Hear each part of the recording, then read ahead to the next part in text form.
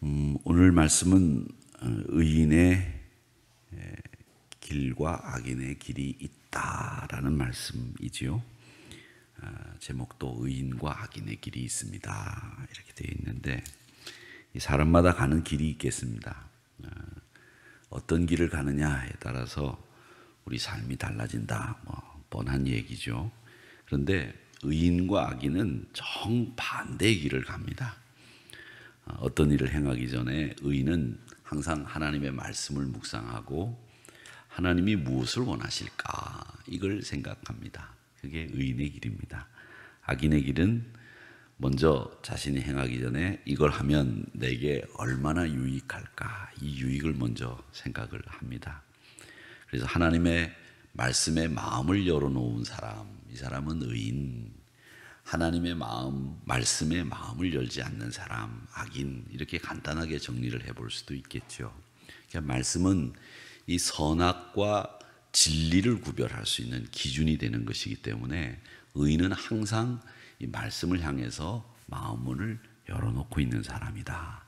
그걸 기준 삼는 사람이다. 그게 의인의 길에 선 사람의 모습이다. 이렇게 여러분들 마음속에 정리를 해두시면 되겠습니다.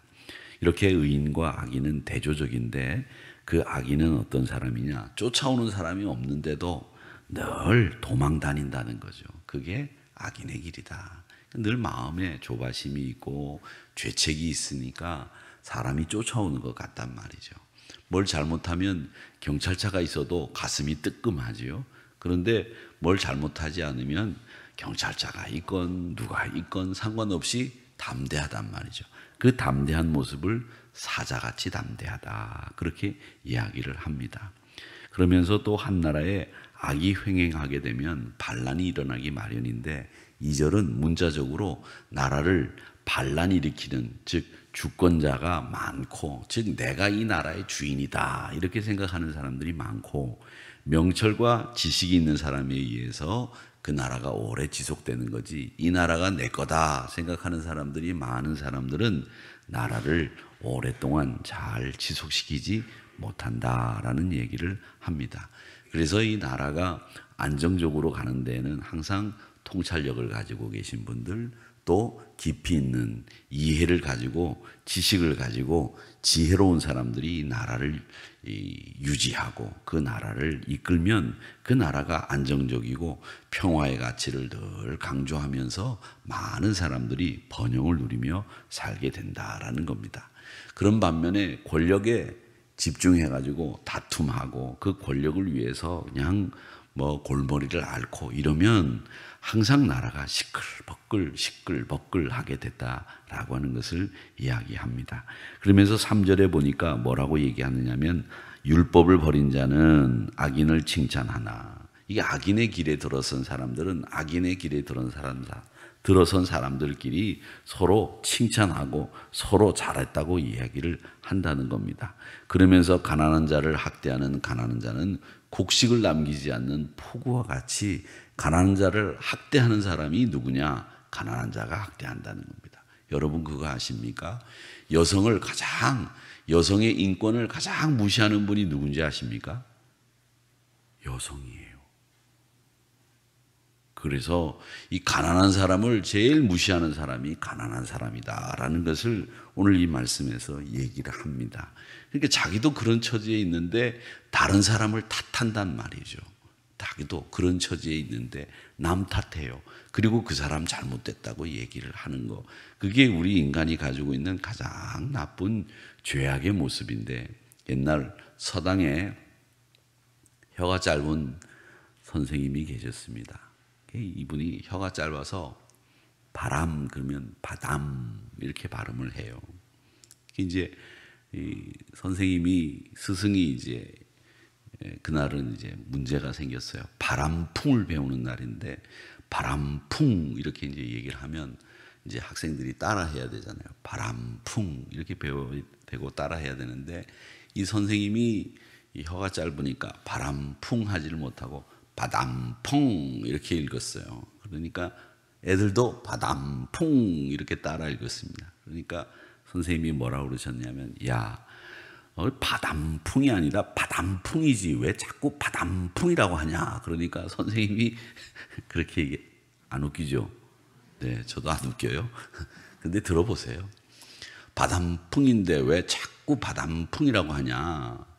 그러니까 선생님이 하신 대로 따라했어요. 그렇게 얘기를 했습니다. 이놈들아, 바람풍이 아니라 바람풍이야. 그래서 선생님대로 또 따라했습니다. 그랬더니 이번에도 선생님이 바람풍 그랬더니 애들이 바람풍 따라했습니다. 근데 선생님이 뭐라고 그랬냐면, 야, 나는 혀가 짧아서 바람풍 해도 너희는 바람풍 해야지, 이렇게 얘기를 했다는 거죠. 처음부터 끝까지 바람풍이죠. 선생님은 알고 있었지만 자기가 안 되는 거예요. 근데 이게 우리 사람들의 모습하고 똑같다는 겁니다. 제가 지금 여기서 설교하면서 부모님에게 효하십시오, 하나님을 경외하십시오. 그런데 저도 바람풍 그러면서 여러분 바람풍 하지 마세요, 이렇게 얘기하는 것과 똑같다는 생각을, 이 얘기를 들으면서 제가 생각을 해봤습니다. 나도 똑같은데 뭐 다른 사람 탓하고 있느냐. 내가 바람풍이라고 얘기하면서 다른 사람에게는 바람풍 바람하기를 바라는 거. 이게 참 이게 사람들이 이런 거 아니겠는가, 이런 생각을 해봅니다. 여러분, 악인의 길은 결정적으로 제일 중요한 게 그겁니다. 하나님의 말씀, 하나님의 지혜에 대해서 마음문을 닫고 있는 사람들이다. 그렇기 때문에 이 악인은 불안과 두려움에 사로잡히는 이유가 있습니다. 그 불안과 두려움에 사로잡히는 이유는 다른 누구 때문에 불안과 두려움에 사로잡히지 않아요. 악한 사람은 다른 누구가 아니라 자기 자신 때문에 불안하고 두렵습니다. 이게 악인의 가장 결정적인 특징입니다. 그래서 하나님의 말씀에 마음문을 닫은 사람, 그리고 누구보다도 자기 자신에 대해서 두렵고 불안한 사람, 이 사람이 악인이다. 반대로 의로운 사람은 하나님의 말씀에 마음문을 열어둔 사람, 그리고 자기 자신에 대해서 하나님을 의지하고 하나님 말씀대로 살려고 하는 모습을 늘 잃지 않고 산다. 이런 사람이 의인이다. 이렇게 기억하시면 되겠습니다. 그러면서 4절에서부터 11절까지의 말씀에 보면 의인의 길에 들어선 사람에 대해서 얘기를 하는데, 의인은 어떤 사람이냐? 율법을 깨닫고 이렇게 얘기를 합니다. 그 다음에 살아가는 사람이, 율법을 깨닫고 살아가는 사람들이 악인과 대비해서 의로움에 대해서 표현하는 사람들이다. 그러니까 율법을 버린 자는 악인을 칭찬하나 율법을 지키는 자는 악인을 대적한다. 그러니까 이 율법을 듣지 않는 사람들 악인이다. 그렇게 이야기를 하면서 귀를 돌리는 사람의 기도는 가증하다. 이렇게 이야기를 하죠. 그럼 뭘 얘기하느냐면 하나님의 말씀에 대해서는 귀를 돌려요. 그러면서도 하나님 앞에 와서 기도한다는 거죠. 이런 사람들은 가증한 사람들이다. 이렇게 이야기를 하시고 있는 겁니다. 그렇기 때문에 우리 믿음의 사람들은 항상 언제든지 하나님의 말씀에 대해서 마음문을 열는 것이 우리에게 필요하다라고 하는 것이고, 정직한 사람은 오늘 말씀 10절에 보니까 뭐라고 얘기하느냐? 악한 길로 유인하는 자, 정직한 자를 악한 길로 유익하는 자는 스스로 자기 함정에 빠져들게 된다. 이렇게 이야기를 하며 성실한 자는 복을 받는다라고 얘기를 합니다. 그러면서 11절의 말씀에 보면 이렇게 얘기합니다. 부자가 자기 오류에 빠진 모습을 그려두고 있죠. 부자는 어떤 사람이냐? 자기를 지혜롭게 여긴다. 내가 얼마나 똑똑한데, 내가 얼마나 말이야 세상 사는 경험이 많은 줄 알아? 그러면서 스스로 지혜롭게 여기는 사람들은 미련한 것보다 나쁘다는 겁니다. 그러니까 자기를 지혜롭다고 여기면 안 됩니다. 항상 지혜는 여호와를 경외하는 데서부터 나오는 것이지, 자기가 자기를 지혜롭다고 얘기하면 그건 어리석은 사람들이다. 이렇게 이야기를 합니다. 그래서 이 11절까지의 말씀에 보면 의인들은 항상 자기를 살펴보고 그리고 검증하고 그리고 자기 내면을 더 깨끗하고 올곧게 만들어가는 사람이 의인이다라는 것을 알 수 있고요. 또 여기 말씀해 보면 마음이 완고한 사람들, 여기에 대해서 이야기를 합니다. 뭐라고 얘기를 하십니까? 마음이 완고하고 굳은 사람은 자기 몰락의 길에서 벗어날 수가 없다, 이렇게 이야기를 하고 계시는 겁니다. 그러니까 여러분, 항상 유연한 마음과 그리고 이해와 관용을 가지고 하나님을 향해서 내 마음 문을 열어놓고 사는 사람들이 되어야 되겠다라고 얘기를 하시면서 이제 두 길의 결과, 의인의 길과 악인의 길을 간 사람들의 결과에 대해서 이야기를 하는데, 가난한 백성에게 악한 통치자는 으르렁거리는 사자와 돌진하는 곰과 같다라고 얘기를 하면서 15절 말씀에 부르짖는 사자, 줄인 곰이라고 하는 표현을 쓰고 있습니다.